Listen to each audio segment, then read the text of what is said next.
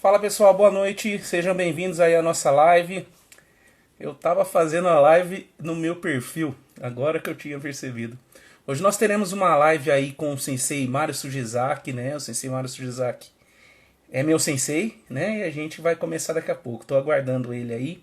A gente vai bater um papo hoje sobre a visão sobre o judô no processo educacional, né? Então, só estou aguardando. Sejam bem-vindos aí todos, né?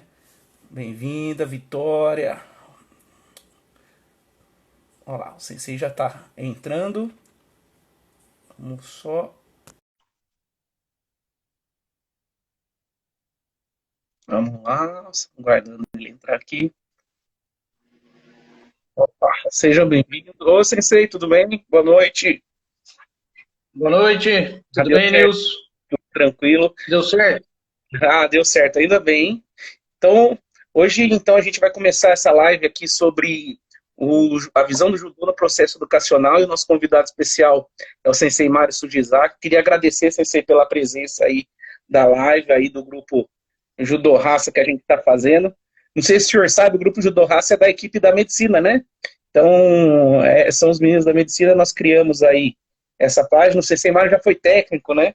Da equipe da medicina aqui de Botucatu, né? Foi meu sensei também, então tenho muito que agradecer e fiquei bastante grato pela, por ele poder participar aí da nossa live. Sensei, o senhor quer se apresentar para o pessoal? Sim. Boa noite, Nilson. Boa noite a todos aí que estão nos acompanhando. Estou vendo as pessoas que estão entrando. Giovana Interdonato, quanto tempo? Prazer ter você aí, né? Estou vendo Paulo, outras pessoas que estão entrando. Que legal a gente poder estar vendo, né? Compartilhando aí com os nossos conhecidos.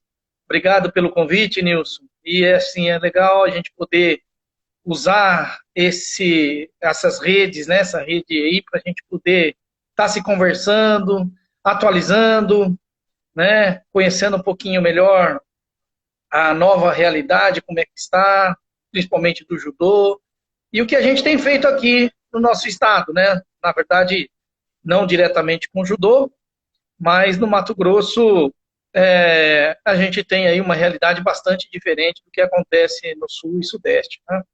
Sim. Para quem não, eu esqueci, desculpa, sensei, de falar, o sensei Mário ele é professor da Universidade Federal do Mato Grosso, né? Ele é quinto dan também, né? E ele tem bastante aí conhecimento em relação à parte universitária, né, sensei? Na verdade, eu estou, né, inserido na Universidade Federal do Mato Grosso. Estou aqui há 10 anos, desde 2010 eu estou no Mato Grosso, em Sinop, na verdade, né, uma cidade a 500 quilômetros ao norte da capital. E aqui a gente vem trabalhando dentro da universidade com vários tipos de ações, de atividades. Participei no esporte um pouco na universidade, mas atualmente eu estou apenas com outros tipos de ações mais ligados e voltados para a saúde. Mas temos aí um MEX, assim, um outro projeto, né? Esse é um projeto que eu posso dizer assim da conscientização e da importância da prática de atividade física, uma coisa que a gente vivenciou a vida toda, não só eu, mas toda a nossa família, todo o pessoal aí de Botucatu envolvido com o judô, e a gente não tem como não estar envolvido de alguma forma aqui também. Sim. Sensei, em relação à parte da sua vivência, né, no judô, e como isso foi, como o senhor vive o judô fora do tatame, o senhor quer começar por esse ponto, ou como o senhor gostaria de começar hoje? Nossa. Eu acho legal, né, Nilson, a gente falar um pouco diretamente aí do que foi a nossa experiência de trabalho desse ao longo desses 50 anos, um pouco mais aí, da Mata Sugizaki, né? Então, desde da época do meu avô, 1965, quando fundou a academia em Botucatu, né? Depois do seu falecimento, em 72, e aí, de 73 até praticamente o falecimento do meu pai, ele que tocou, e nesse de 2000 deixa eu ver aqui, já estou até me perdendo aqui nas datas. Eu devo ter entrado lá na academia para tocar academia em 96, 95, e fiquei aí até 2010, né? Um período meu pai não estava lá na academia, mas quando eu comecei a trabalhar em Bauru, em 2005, 2004 para 2005, ele acabou voltando para Botucatu, nessa época, para tocar a academia, né? Sim. Então, assim, eu acho que nós temos uma experiência, uma história lá dentro da nossa entidade, e que todos que passaram por lá, né, compreendem um pouquinho da forma como a gente vivenciou e trabalhou ao longo desse todo esse tempo, né, com essa modalidade tão bonita que é o judô, né? Então, o que eu posso dizer, assim, o judô, meu pai sempre levou o judô para o lado da formação, né? Do lado da formação do indivíduo, do lado do quanto que o esporte, especificamente, né, o judô, ele pode contribuir no processo da formação da criança, do jovem, e foi isso que aconteceu na vida dele, né? Então, eu acredito que essa mensagem e a forma de trabalho lá da associação que fez vamos dizer assim, que conduziu neste caminho, né? Então, eu acho assim, a gente tem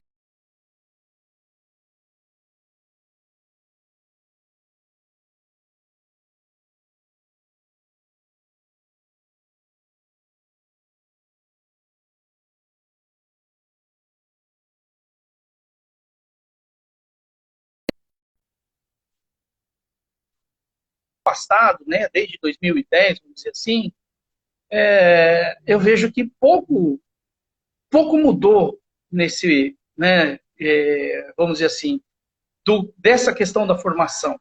O esporte como um esporte competitivo, como um esporte de, vamos dizer assim, para competição, o judô teve uma grande evolução.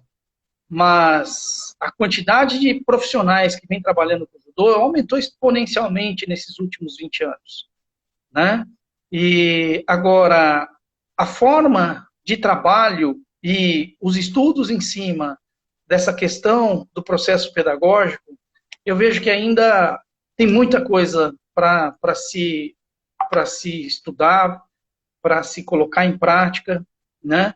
E eu vejo que é necessário, né, apesar de eu não estar envolvido, não é minha área de atuação nem profissional, nem de pesquisa, mas o quanto é importante para que o judô possa cada vez, né, ter o seu destaque como esporte nacional, como sempre teve. Né? Assim. Sensei, no nosso dojo lá da Mata Sujizaki, eu acho que um grande diferencial foi essa formação mesmo, né? Se você pegar o quadro de faixas pretas da academia, muitos aí são formados em faculdade, alguns têm pós-graduação, né? Eu acho que isso foi um dos pontos fortes aí do dojo. Como o senhor consegue fazer uma análise dessa diferença, né? Na verdade, Nilson, o que a gente pode dizer? Eu acho que o exemplo ali dentro da academia, não só dentro, mas pelo que Botucatu é uma cidade universitária, é uma cidade que tem a pesquisa, a pós-graduação, e eu acho que não existe academia no Brasil com tantos doutores formados como tem lá na academia. E eu tenho certeza que isso tudo é fruto das pessoas se espelharem, daqueles que estiveram na nossa academia, se espelharem pelo que vem de formação do Sensei Matheus, né? Então, sem dúvida nenhuma, o reflexo também saiu fora do tatame, essa formação e o caminho que a maioria do que chegaram às faixas pretas, e eu posso dizer para você aí, são mais de 20 a 30 faixas pretas que foram formados e que hoje já tem mais mestrado, doutorado, né? Então, eu acho que, claro, junta uma questão do Sensei Matheus como professor universitário, como pesquisador, né?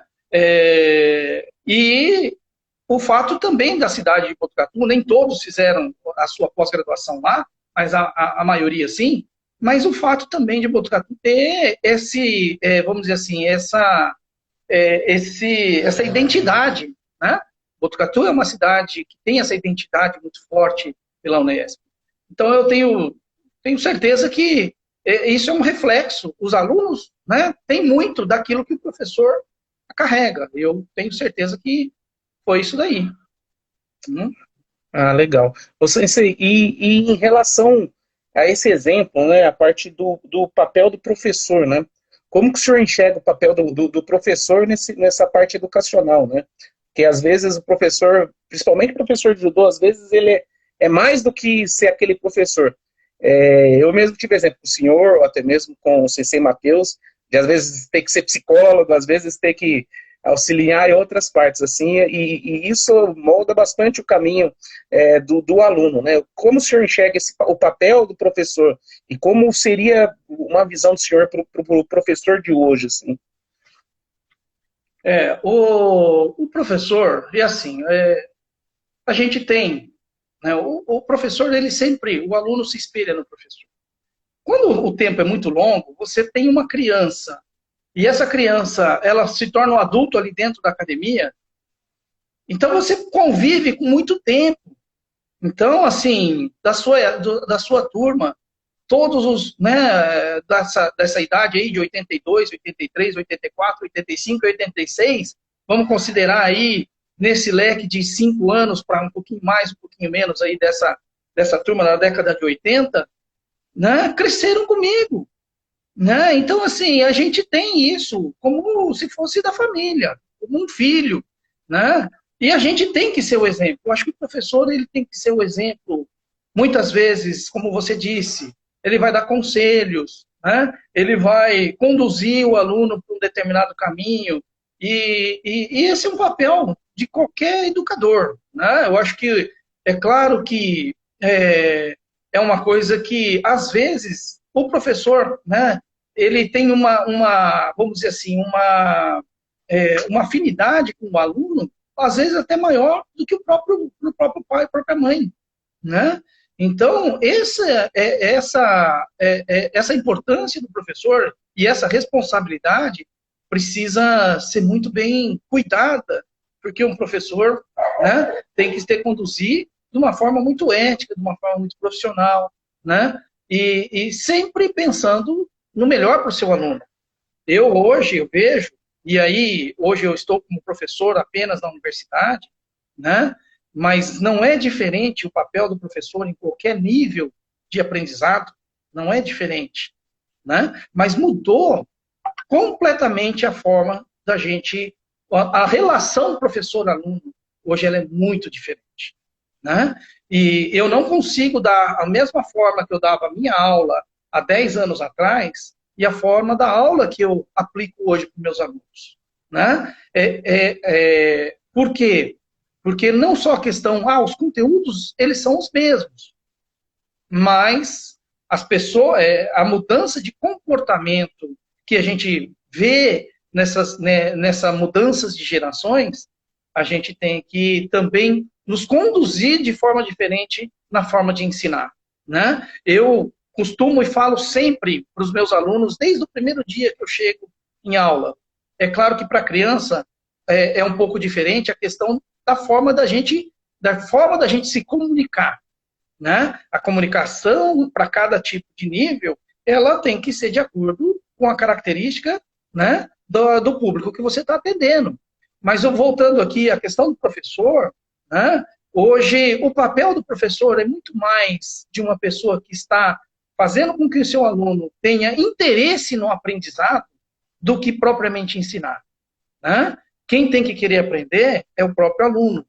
E isso, o professor ele tem que ter esse entendimento de que o ator principal no processo de aprendizagem não é o professor, é o aluno.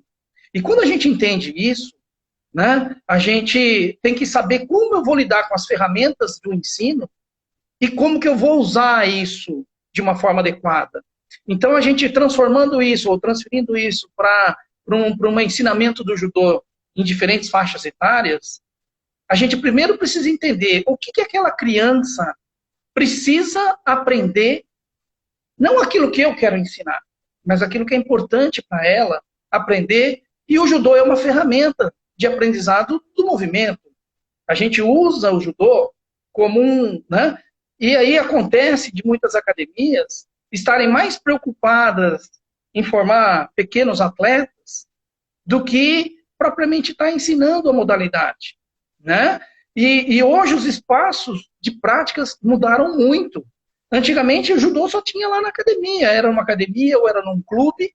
Hoje você tem todas as escolinhas, tem escolinhas particulares, escolas municipais, você tem projetos assistenciais de tudo quanto é lugar, você tem os projetos da prefeitura, os polos de treinamento, a iniciação, SES, enfim. São tantos espaços diferentes de aprendizado, e não de aprendizado, de aulas, e que o público também é diferente, né? Os anseios e a forma que eu tenho que conduzir o judô numa escola não é o mesmo judô que é aplicado dentro da academia. Pode ser o mesmo professor, mas ele não tem como fazer a mesma forma de aula. Por quê? Porque dentro da escola é diferente aquilo que a gente precisa, aquilo que é de concepção e o que é dentro de uma academia. E a gente percebe isso muito claramente. A gente tinha a escolinha numa escola particular, lá em Botucatu, 2 quadras da academia. A forma de aula era completamente diferente. O interesse dos alunos é completamente diferente, né? Então, isso precisa ter muito bem claro. Quando o professor ele está num determinado ambiente, um público, né? Quando ele está em outro público. Não é a mesma coisa. Eu sou um professor de judô, eu sou um professor de judô na escola, com uma forma de trabalho. Na academia, uma outra forma de trabalho. Num clube ou num projeto de iniciação esportiva, é um outro formato de trabalho. Porque os anseios, os objetivos são muito diferentes de um espaço para o outro. E muitas vezes o professor não entende isso, né? E isso é uma questão que a gente precisa estar se reciclando, estar aprendendo. Porque as ferramentas que a gente usa num determinado local, num determinado espaço, num determinado público, não vai servir, não necessariamente vai servir para o outro público. E isso o professor tem que saber usar, e ter essa percepção, essa inteligência. E tem que estudar. Né? Eu falo isso, a gente está com um grupo de professores fazendo capacitação de educação física, 2 anos num trabalho de formação com os professores do município, e assim, tem que estudar. A gente tem que estudar. Estudar não somente para aprender, mas eu sei tudo de judô. Não é questão de saber de judô. É questão de entender o público que você está atendendo, a forma como eu tenho que trabalhar, as ferramentas que eu tenho que utilizar, né? E para poder fazer o melhor trabalho possível. E isso que eu vejo que não acontece. É difícil acontecer isso dentro de uma universidade, com professores formados, mestres, doutores. Né? Imagina onde você tem um conservadorismo, uma tradição muito forte como é no judô. É assim que eu aprendi, é assim que tem que ser. É assim que foi feito, é assim que eu aprendi, então é desse jeito que eu vou fazer. Por isso que estagna, fica estagnado. Né? As pessoas não são mais as mesmas. O público mudou. E isso precisa se entender, que um processo pedagógico, ele passa, né, não somente pelos anos a modificação, como também os públicos que acabam mudando. E isso não tem como eu querer aplicar a mesma aula em públicos diferentes, ou a aula que eu dava 10 anos atrás. Isso já não funciona. Né? Então as pessoas precisam estar entendendo isso de uma maneira melhor, porque um professor ele acaba só fazendo aquela mesma repetição. Sim. Não sei se está vindo perguntas aí, Nilson. Acho que é legal. Acho que seria legal o pessoal também participar aí com a gente e mandar pergunta, né? O Vinícius, ele está falando que é para nunca parar de estudar, é sempre para estar procurando conhecimento, né? A Giovana também. Ela falou aqui que não só no judô isso acontece, mas em todos os tipos de luta, né? Não nas artes marciais, né? Ô, Sensei, e em relação agora a parte que é essencial, assim, eu vou mudar o público com a metodologia, mas o que é essencial eu transmitir do judô, né, que é aquilo que talvez eu consiga transmitir e talvez seja isso que eu consiga retirar para a vida. O senhor consegue fazer uma análise sobre isso? Sobre o que é essencial, assim, independente do local que eu vou estar trabalhando? As pessoas elas vão procurar fazer o judô por motivo. Opa! Deu uma travadinha aqui. E aí a gente tem que entender que os públicos e os interesses, eles podem ser diferentes. Eu vou dar um exemplo assim, bem usual acontecer. Muitas vezes, principalmente em grandes centros, onde os pais têm pouco tempo para ficar com seus filhos, e às vezes a academia, o pai vai com o filho. Ele vai lá com o filho para fazer aula. E a aula é mista. É criança com adulto junto, né? Porque é aquele momento que o pai tem para ficar com o filho, ou ele leva o filho e já aproveita para fazer um condicionamento, para brincar com o filho.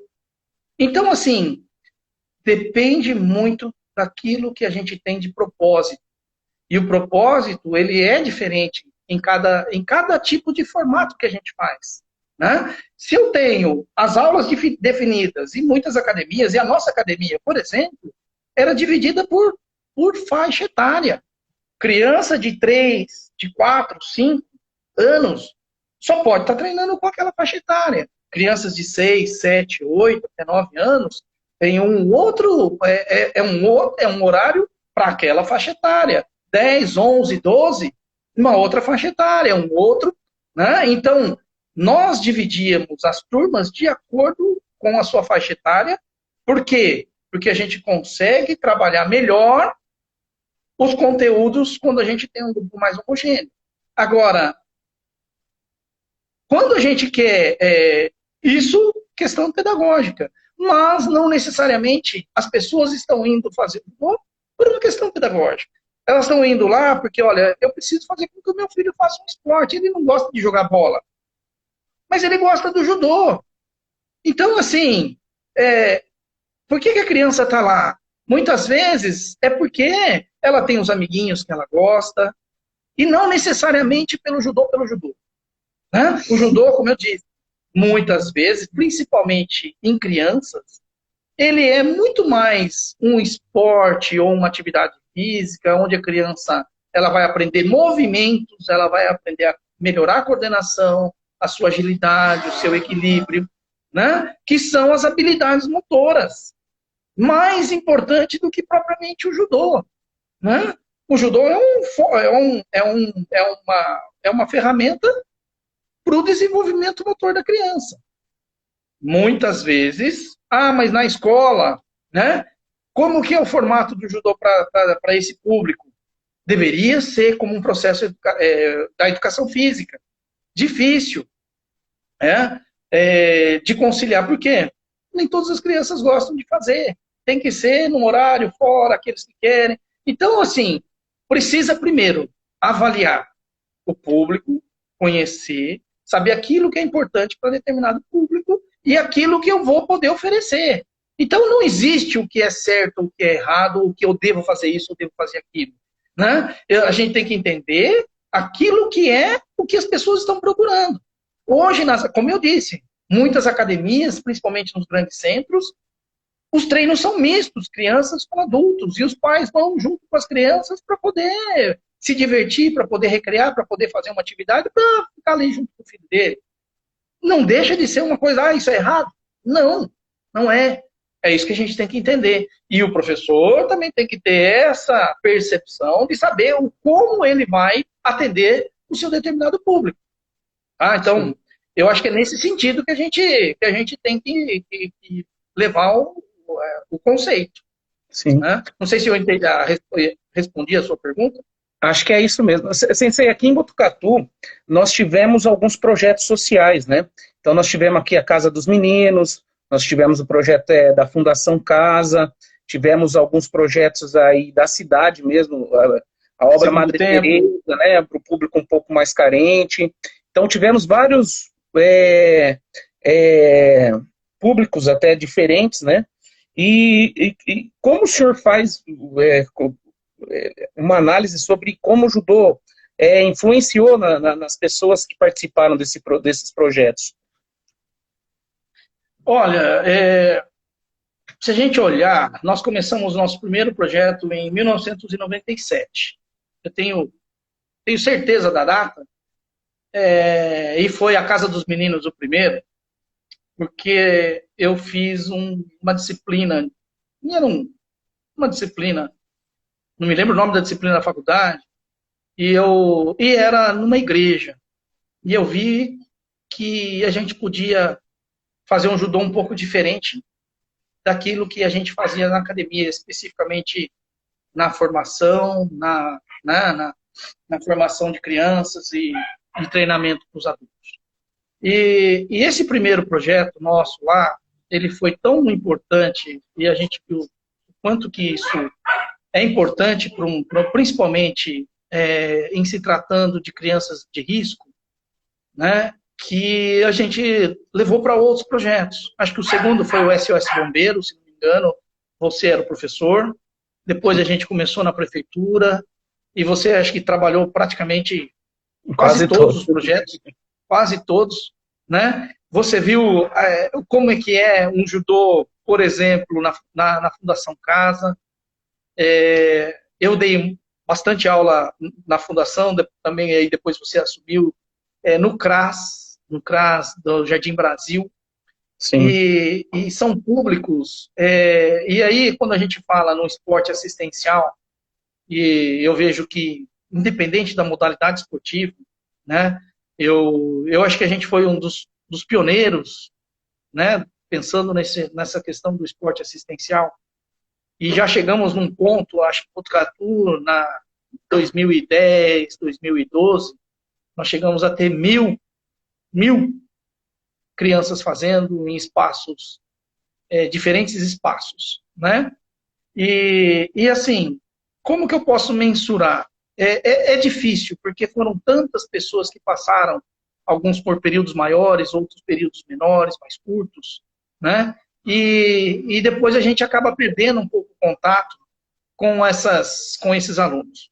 Mas o que eu me lembro muito bem, quando eu estava, e a gente ia lá na Fundação Casa, e o investimento do Estado, né, para manter né, a instituição, e aí eu perguntava, puxa, mas será que a gente está conseguindo fazer alguma coisa? E aí eu conversei lá com o diretor, ele falou assim, se eu posso dizer para você, Mário, que é menos de 5% dos meninos aqui que quando saem, eles saem melhor e vão ir para o lado do bem. 5%. Né? 95% vai voltar para a droga, vai voltar para o problema que ele tinha, porque tem uma questão familiar, tem uma questão financeira, e aí o lado mais fácil acaba, e aí ele falou, Mário, é 95%.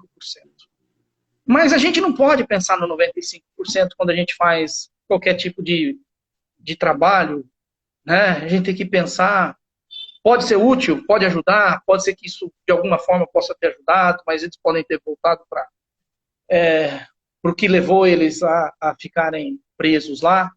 Mas eu acho que a gente não pode esquecer que esses 5%, né, são pessoas que podem fazer a diferença, e faz a diferença na vida dessa pessoa.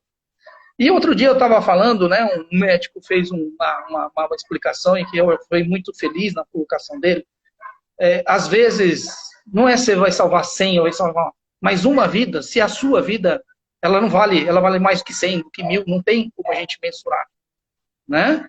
Então, quando a gente está falando em essa promoção e essa mudança que pode ser promovida na vida de uma pessoa, para aquela pessoa ela é única, né? E não interessa se a gente ajudou 100 ou se ajudou, mas o importante é que a gente está tentando mostrar um outro caminho, né? Através do esporte, da ocupação do tempo livre. E quantas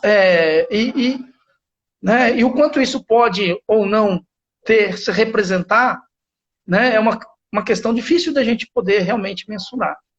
Mas eu Uhum. acho que o papel do professor é esse daí, né? Independente se eu estou sendo bom para 1, para 10, ou para 100, para 1000, né? A gente tem que tentar fazer o nosso melhor trabalho, né? E tentar contribuir de alguma forma. Uma Uhum. pessoa pode ser que mudou a vida dela. Isso pode ser, vale mais do que, não tem como mensurar, entendeu? Uhum. Então, assim, nós temos lá, lá a gente estava falando outro dia da Casa dos Meninos, né? O Dário, desde pequenininho, ele falava que queria ser bombeiro, chegou na faixa marrom, um menino muito forte, ajudou na academia, era, né, um auxiliar nosso lá, o André Ferreira. E aí depois você fala, puxa, mas eles estão aí empregados, o próprio Dário, não sei se está no bombeiro, parece que você tinha comentado. Ele virou E, bombeiro, sim. né, e a gente fica feliz de ver, né, esses meninos que poderiam ter ido por um outro caminho e, né, conseguiram, né, ir para o lado do bem. Eu acho que, né, não dá para a gente mensurar isso. Sim. Sensei, Né? tem uma pergunta aqui da Vitória. A Vitória é aluna, né? Ela é da equipe da medicina. Agora tem. Na sua época não tinha meninas que treinavam, né? Agora tem Certo. algumas meninas que treinam aqui. Ela está fazendo uma pergunta, Sensei, na sua visão, quais são as maiores dificuldades de ensinar judô no âmbito universitário? Acho que essa relação entre o judô e o universitário, sim. Uma coisa é o seguinte, você começar do zero, o judô é muito complexo para um adulto aprender se não tem uma experiência esportiva. Quem já vem com uma experiência esportiva tem mais facilidade de aprender. Mas acontece de chegar, e com certeza você agora aí, quando eu era professor e técnico dos meninos, né, nós tivemos uma equipe que foi campeã, mas ela conseguiu ser campeã 4, 5 anos depois daqueles meninos começar a treinar. É claro que tinham 2 meninos que já eram expoentes lá na época e que eles seguraram. Mas tinham 3 ou 4 alunos que eram que começaram o judô lá na universidade, fazendo a faculdade, e que depois, quando já estavam na faixa verde, marrom, roxa, eles já estavam, né, em condições de competir. Né? Mas a dificuldade que é para o universitário, primeiro, o universitário, o esporte é muito importante para o universitário. Né? Eu acho que a ocupação com o esporte ela é fundamental. Quando o universitário gosta, né, seja do judô, qualquer modalidade, mas vamos lá para o judô tem uma dificuldade porque aprender judô depois de uma certa idade é mais difícil para você chegar num nível competitivo, né? Diferente de uma criança que vem crescendo e ele, quando ele está adulto, ele tem toda uma experiência, né? Que é difícil de a gente aprender em muito pouco tempo. Porque os tipos de técnica do judô são não só a realização do movimento técnico, né? Da técnica do judô em si, mas, né? A hora da luta, ela é muito rápido e por mais que o atleta tenha um bom preparo físico, né, isso é difícil a questão técnica. Diferente na parte de solo, por exemplo, a parte, né, em pé. Agora, técnicas de solo, elas são, e a gente vê no jiu-jitsu, por exemplo, o quanto que em pouco tempo eles ficam bons de chão. Né? Ficam bons de chão.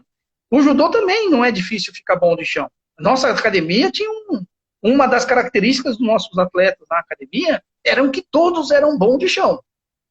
Dificilmente alguém perdia uma luta no chão. Porque a gente treinava muito neuasá. Nem existia jiu-jitsu naquela época, mas a gente fazia muito chão. Meu pai gostava muito de fazer, né, o neuasá. Então a gente treinava bastante. E é mais fácil de um adulto aprender essa parte de solo, porque os movimentos eles são menos complexos, diferente de aprender bem fazer um ultimata, vai fazer um haraigoshi, né? São técnicas com uma complexidade muito grande, além de acertar tempo de fazer na hora de lutar, né? Esse é um diferencial. Agora, é importante, né? E nós tivemos assim alguns atletas que fisicamente muito fortes e que em pouco tempo aprendeu judô e né, conseguiu resultados até expressivos. Sensei, aproveitando aí sobre o esporte universitário, né? O senhor é professor universitário aí, e como o senhor vê aí o esporte aí em Sinop mesmo, a comunidade universitária esportiva aí, né? Olha, a realidade, como eu disse lá no comecinho, né? A realidade nossa aqui no estado, ela é muito diferente da realidade do esporte em São Paulo. E assim, não somente na questão de competitiva, mas de praticantes. Então, é um estado pequeno, né? E tem poucos, são poucas os espaços vamos dizer assim, que as pessoas podem treinar uns com os outros. Então, você não tem muito Sim, intercâmbio, né? Em São Paulo, você tem competição toda semana, você consegue ir num evento, num torneio, ou ir fazer um treinamento em algum lugar, né? Porque as cidades, elas são próximas. Aqui é tudo muito distante e tem poucos os espaços, né? Então, isso acaba limitando muito. Na nossa cidade, o esporte está passando por uma situação, por um momento, vamos dizer assim, de transição, né? E uma transição que, assim, tá vamos dizer que está com pouco incentivo, né, sim. ao esporte, e, na verdade, isso eu acredito que seja até um reflexo do próprio Estado, né? Porque é um estado que, apesar de ser muito rico em termos de produção agrícola, pecuária, né, está chegando a indústria, mas é um estado que ainda tem muito a crescer, e o esporte, temos pessoas aqui em outros esportes que chegam, estão em seleção, por exemplo, né, Sinop tem um atleta que é da seleção brasileira, Júnior, foi, né, tem ainda está um nível internacional participando, mas a gente tem muito mais dificuldade do que a gente vê aí no estado de São Paulo. Então é um grande desafio o esporte aqui para a gente no estado do Mato Grosso e especificamente aqui em Sinop. Mas a gente tem participado, conversado bastante com os professores, estimulado, tentado encontrar outros caminhos, porque a gente precisa realmente. Sinop já foi, né, um grande potencial esportivo e hoje nós não estamos com essa. Perdeu bastante. Né? Uhum. Perdemos muito isso Sensei, aí. o Anderson, deixa eu ver aqui, Nuramoto, ele perguntou, né, a gente, voltando aí um pouquinho aí para a parte educacional, o que o senhor acha das crianças terem um propósito competitivo no judô? Gente, é importante, Nilson. Uma ótima pergunta. Professor Anderson, né? Você falou? Isso, Anderson Nuramoto. E aí, Anderson, uma coisa que meu pai sempre falava e eu concordo, e assim, não é só uma questão de a gente, questão de concordar, é questão de princípio, né? A competição, ela faz parte do ser humano desde que nasce. O brincar de um competir com o outro é natural e é saudável. Então, a criança competir, e é bom a criança competir, porque ela se desafia. E a criança precisa desse desafio para ela superar suas dificuldades. Então, a competição não deixa nada de mais do que uma situação onde a criança é um desafio para ela. E esse desafio ele é importante. E a competição ela é importante para a criança em qualquer fase da idade dela. A gente brinca de competir em casa com o filho. Vamos ver quem ganha, quem chega primeiro. Vamos ver quem toma banho primeiro. Então, isso é uma forma da gente desafiar, né? E o fato da gente colocar uma criança disputando contra a outra, ela vai tentar, ela por si só, tentar resolver uma determinada uma situação, né? E que às vezes o medo, né, não é nem de ganhar ou de perder, mas o medo daquele movimento, daquele ambiente, né? Tudo isso faz com que a criança, muitas vezes, ela não queira participar. Agora, É importante, sim.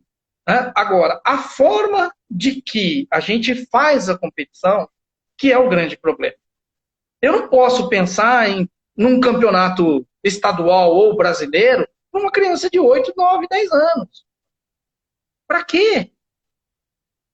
E aí o professor acha que tem que incentivar e treinar a criança para ser um campeão brasileiro, né? Um campeão estadual, com criança que ainda não sabe nem exatamente a grandeza disso e a importância disso. Então, assim, é importante entender que um evento, uma competição, um festival, o que seja, né? Aonde é de uma forma lúdica, ela é saudável. E o professor precisa ter muita clareza disso. E eu posso garantir, e aí um pai uma vez, alguns pais me questionaram que os nossos meninos com 12 anos chegavam em competição e apanhavam e perdiam a primeira, a segunda luta. Lembro do Mauro Abreu, falando do Guilherme para mim, num campeonato, não me lembro onde foi, um regional. Oh, mas meu filho perdeu na primeira. Eu falei, Mauro, não é a hora do seu filho se preocupar em ter que ganhar. Não é a hora, não se preocupa com isso. Na hora certa, ele vai conseguir, vai. E não deu outra. 2 anos depois, o menino já estava com 14 anos, né? O Guilherme era um menino forte competitivamente. Entendeu? Então, eu falo um exemplo deste, né? Falo do Mauro porque ele foi presidente da nossa associação, uma pessoa, né? Gosto muito do Mauro, lembrança aí para ele, e família toda, né? Guilherme, os irmãos. Então, assim, eu estou fazendo esse exemplo, mas serve para muitos outros. Pessoas que, muitas vezes, os pais querem que os filhos ganhem, e o professor acha que tem que pressão, tem que fazer, né? E isso não é, assim, não é o fundamental e não pode ser a finalidade do judô uma criança num processo de desenvolvimento, né? Então é nesse sentido. Tanto que a federação tirou o Campeonato Paulista, na época que meu pai era vice-presidente, tirou o Campeonato Paulista infantil e mirim. Antigamente tinha, tirou. Acho que parte do pré-juvenil, se não me engano, não lembro nem, agora não sei como é que estão as terminologias, mas antes de 13 anos não tinha, não tem mais Campeonato Brasileiro Paulista, nem brasileiro. Exatamente porque os professores estavam fazendo, trocando os papéis, né? Então, uma ótima pergunta, e é isso que um professor tem que ter essa clareza, né? E não ceder, às vezes, por pressões que os pais têm. Sim. Né? Então, é nesse sentido. O perfil aqui é da página Judô Educando o Cidadão. Eles estão fazendo uma pergunta aqui. Eles estão querendo saber, na sua opinião, sobre como manter um aluno a dar continuidade nos estudos, porque muitos alunos param antes de pegar a faixa preta, né? Eles queriam saber, assim, dentro do seu conhecimento, o que fazer nessa situação para fazer os alunos continuarem. Olha, essa pergunta é bastante difícil de responder. Por quê? Quantas crianças vão entrar no primeiro ano e completam o terceiro colegial? Quantas crianças entram lá na escola e vão fazer faculdade? Você tem uma grande porcentagem da população, chega a ser 90%, 100% das crianças no ensino fundamental. Depois, no ensino médio, esse número cai muito. E para fazer universidade, muito mais. Né? No judô, não é diferente. Tem muita criança, depois vai diminuindo, e aquele que vai chegar na faixa preta vai ser uma minoria. Então, isso é do processo. É um processo natural.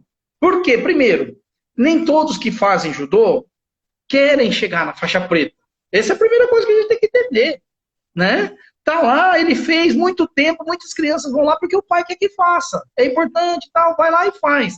Até um certo ponto, os pais conseguem segurar as crianças na academia ou em alguma escola, mas depois ele não consegue mais. Aí vai indo o interesse. Aí o interesse tem que ser pessoal. A criança, o adolescente ou o adulto, ele tem que falar, não, eu quero. Então aí já é muito mais uma questão pessoal do que o professor. Não é culpa do professor a gente não ter tantos faixas, ter lá um monte de aluno, mas poucos vão chegar na frente.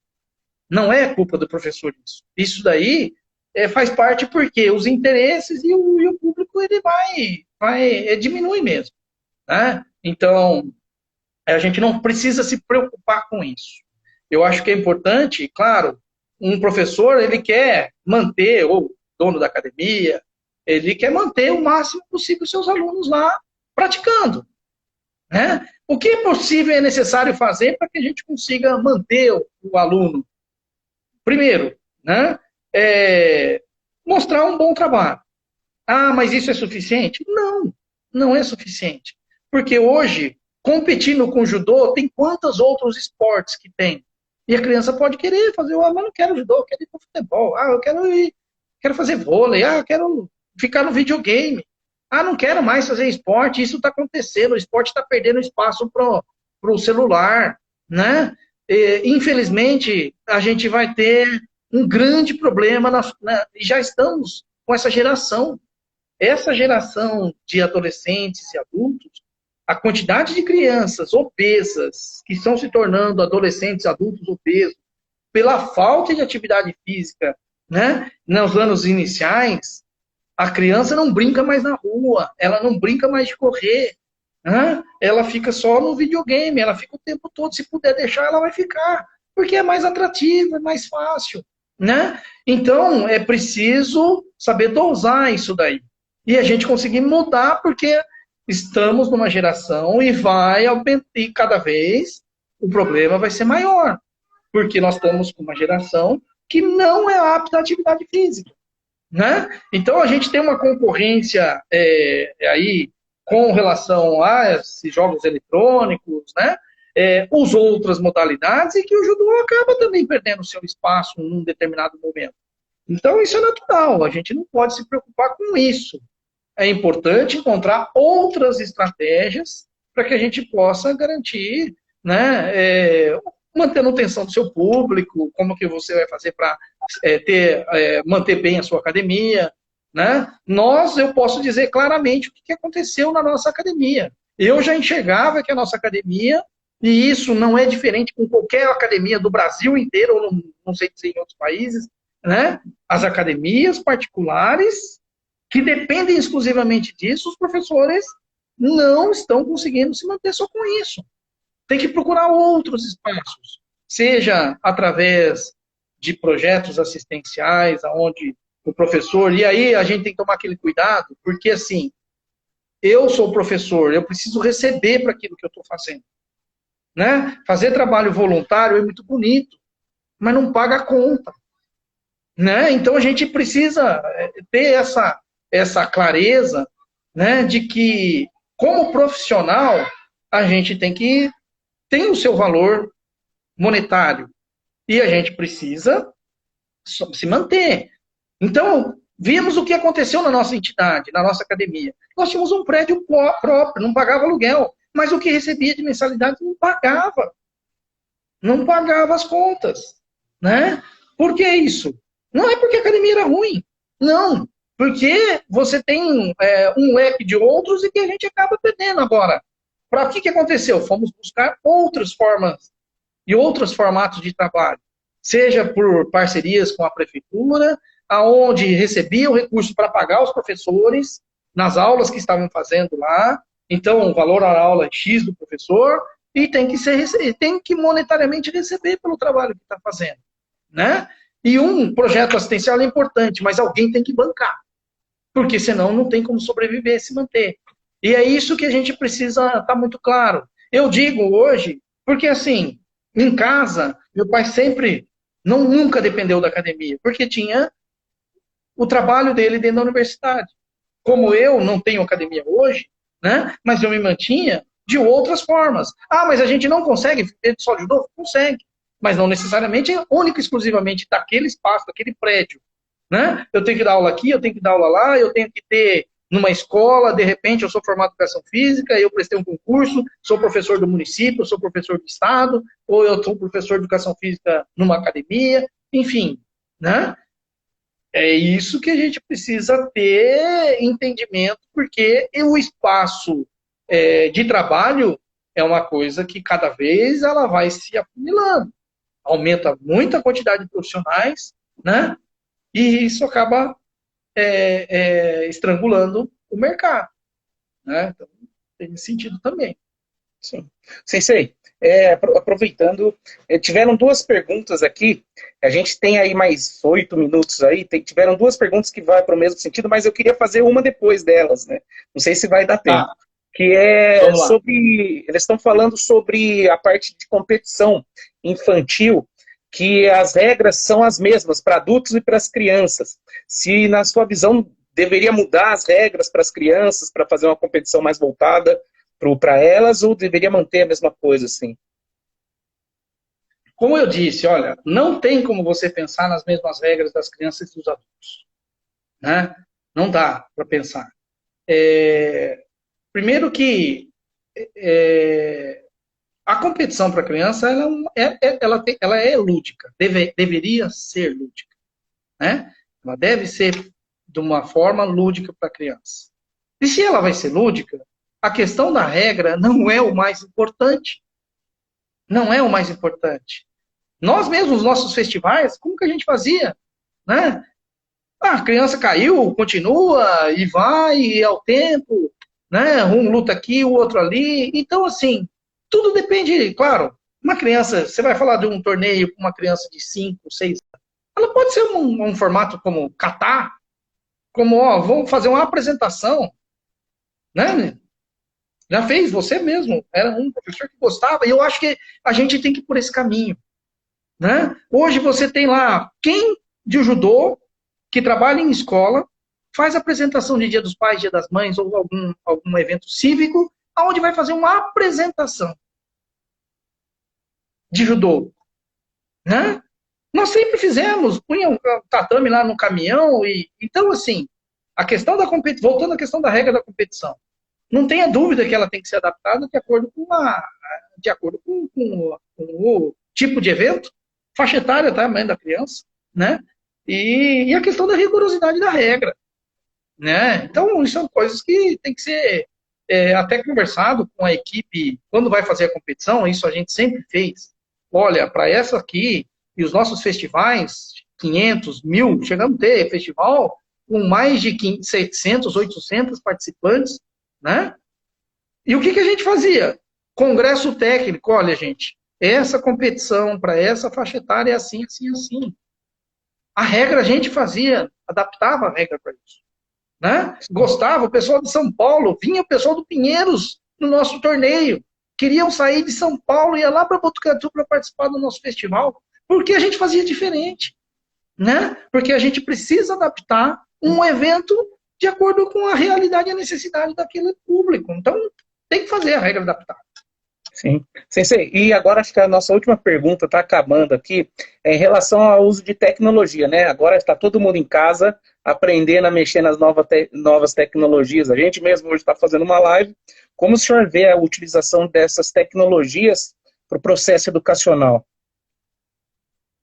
Primeiro, a gente tem que entender que isso é uma realidade e faz parte. E a gente tem que saber como usar isso. É extremamente útil a tecnologia e esses jogos interativos. Extremamente útil. Ele não pode ser o que vai ser a base. Não dá.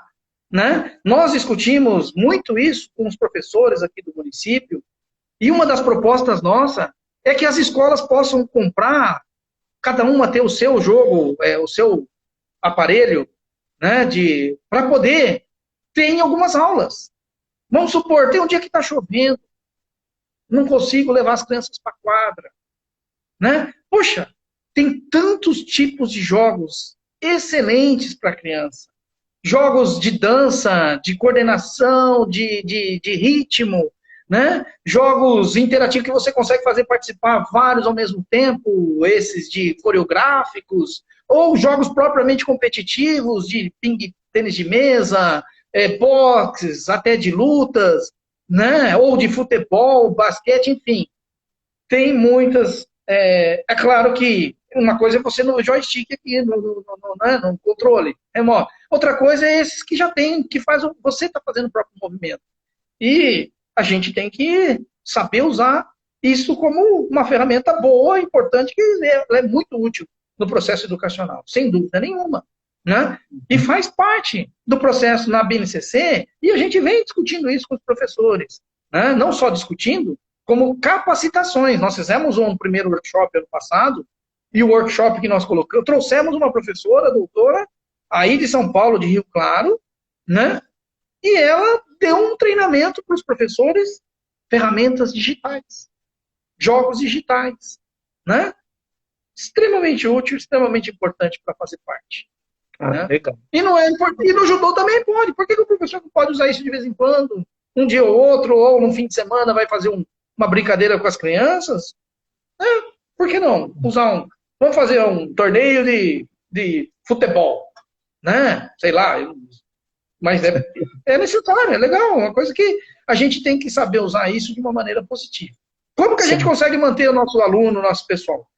Precisa fazer com que tenha uma interação boa. Eu acho que quando a gente consegue trazer os pais, e é isso que diferencial que a gente sempre teve, de conseguir manter um grupo de pais sempre muito ativos e participantes do processo. Isso sempre foi um diferencial importante que a gente teve. E eu acho que os professores também têm que fazer isso, usar isso ao seu favor. Né? Então, acho que é isso.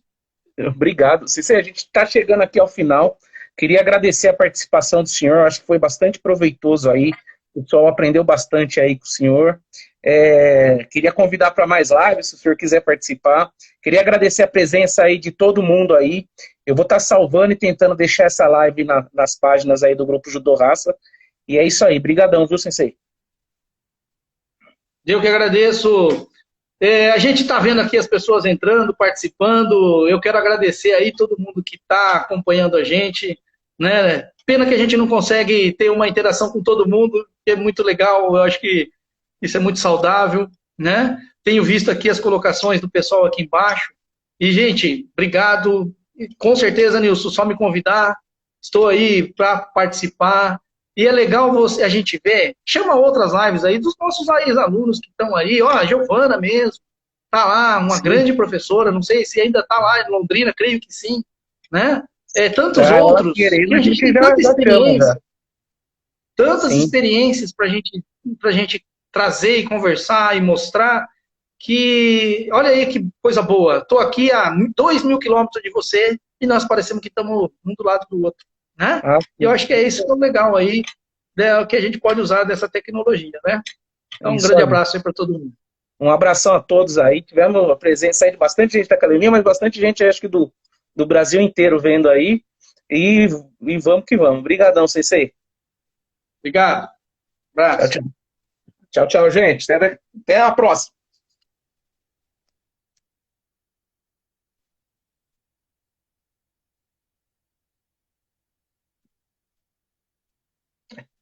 Vou